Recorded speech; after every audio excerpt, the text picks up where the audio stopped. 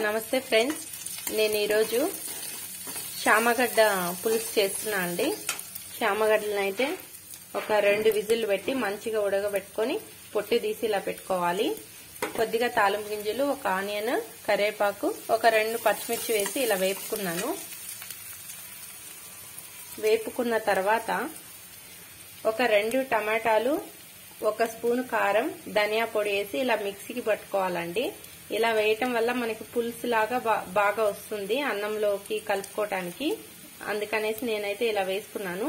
2-3 వెల్లుల్లి, ఒక 2 చిన్న టమాటా, 1 స్పూన్ కారం, 1 స్పూన్ ధనియా పొడి వేసి కొంచెం కొత్తిమీర కూడా వేసి పేస్ట్ చేసుకోవాలండి. ఈ పేస్ట్ ని ఇప్పుడు వేసుకోవాలి.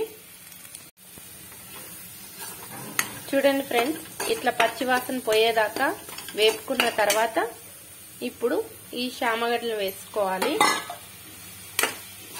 తగినంత ఉప్పు, కారం అన్ని మనం ఈ మసాలాలోనే వేసుకొని ఇప్పుడు 1 గ్లాస్ వాటర్ పోయాలండి.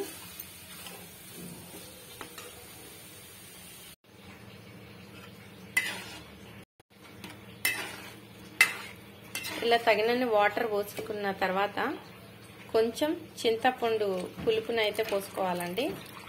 కొంచెం అండి, ఎక్కువ పుల్లగా ఉన్నా కూడా బాగుండదు. కొంచెం వేసుకొని ఇప్పుడు మూత పెట్టి ఒక 5 మినిట్స్ మీడియం సిమ్లో మగ్గాలి. ఉప్పు, కారం అన్నీ సరిపోయినాయేమో చూసుకొని ఇన్ కేసు ఏమన్నా చాలకపోతే ఇప్పుడే అడ్జస్ట్ చేసుకోవాలి. చేసుకున్నాక ఇప్పుడు ఒక 5 మినిట్స్ అయితే సిమ్లో బాగా ఉడకనివ్వాలి. ఉడికిన తర్వాత స్టవ్ ఆపేసుకుంటే మనకి టేస్టీగా ఉండే శామగడ్డ అయితే రెడీ అయిపోతుంది. చూడండి ఫ్రెండ్స్, ఇప్పుడైతే శామగడ్డ పులుసు బాగా ఉడికిందండి.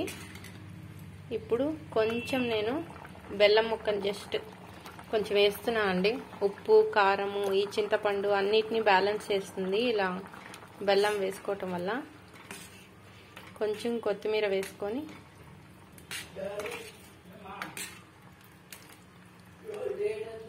వేడిగా ఇలా మనం శామగడ్డ పులుసు చేసుకొని తింటే టేస్ట్ అయితే సూపర్ ఉంటుందండి. మీకు నచ్చితే లైక్ చేయండి, షేర్ చేయండి, సబ్స్క్రైబ్ చేయండి. Thank you.